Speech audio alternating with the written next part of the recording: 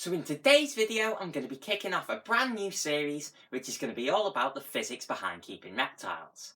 Now, here in physics, don't be put off by that, because I'm not going to be doing all fancy maths and getting all Einstein on you in this video, because to be honest, I don't really know enough about physics to do that, but what I am going to be doing is discussing what's really important to you, and is really important to me, as reptile keepers, and setting up the electrical support systems to keep our animals truly happy. Now, before we get into this, if you do want to do any further reading on this topic, then there are 3 different sources of information that I would really recommend. The first being Fire, the Sun, its use and replication in reptile keeping, which is a pretty new book by John Courtney Smith from Arcadia. Then there is also a group called Reptile Lighting on Facebook, which is an absolutely fantastic resource with all sorts of files linked into it. So if you want to use that, a link will be down in the description. And finally, there is a German website called Licht im Terrarium. I think that's how you say it, but I've never done German, so sorry Germans if I've just destroyed that name. But the link to that will also be down in the description.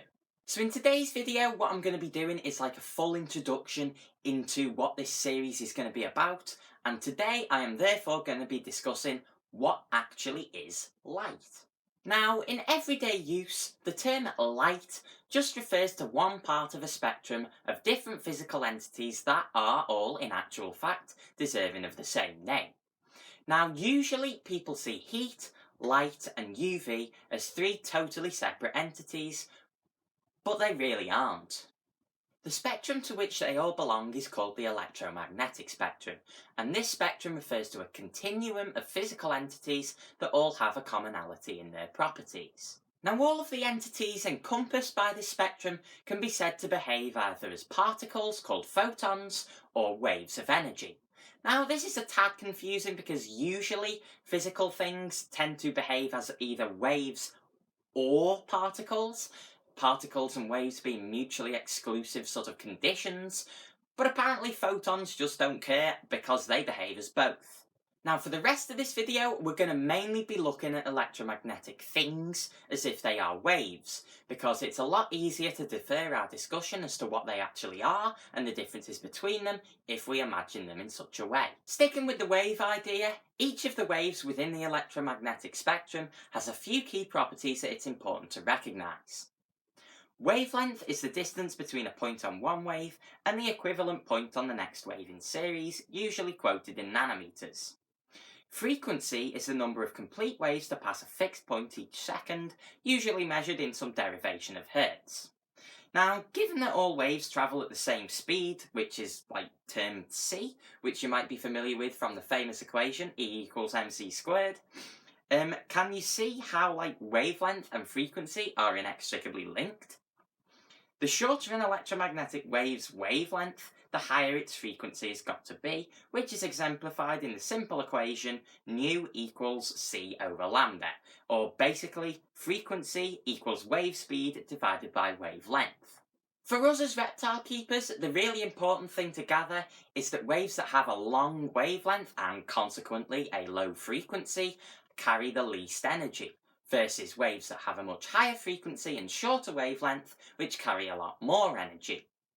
Now, if we cut back to the spectrum, you can see what I mean about it being continuous.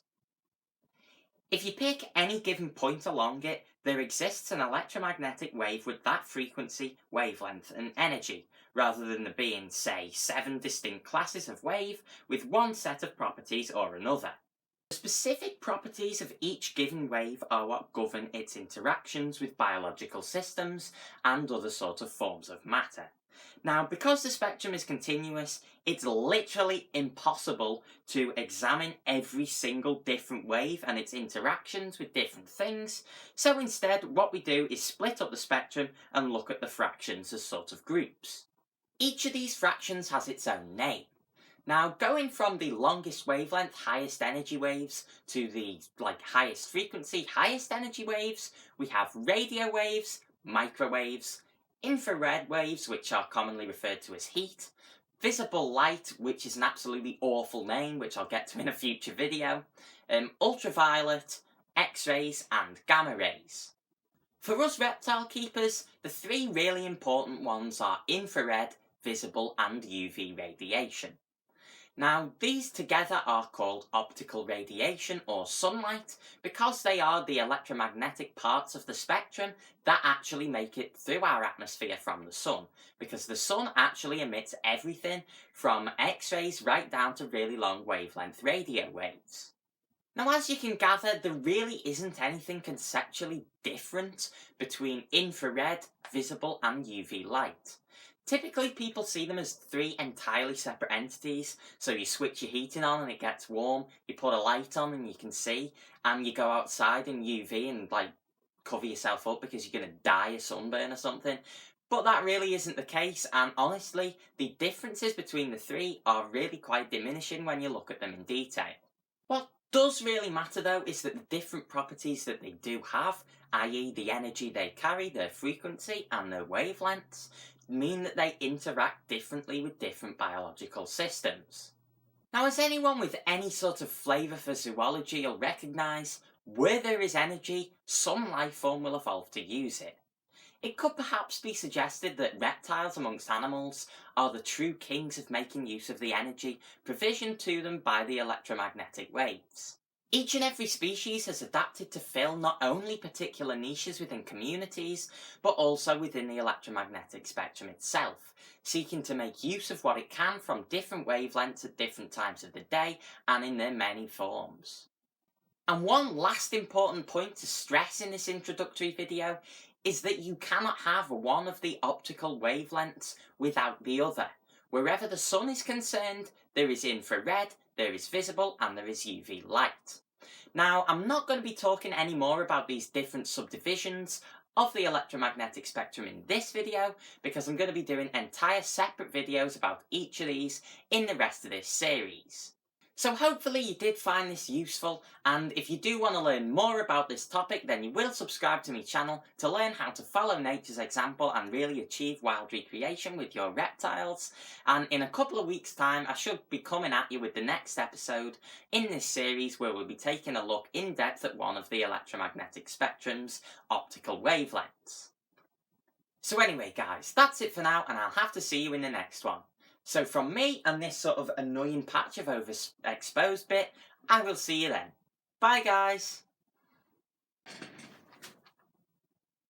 You see, I'm making a video about the electromagnetic spectrum, and this is what the electromagnetic waves do to me. I'm in the middle of filming, and round comes the sun, and what have I got? I've got this, and now you can't see Charles' setup, but meh.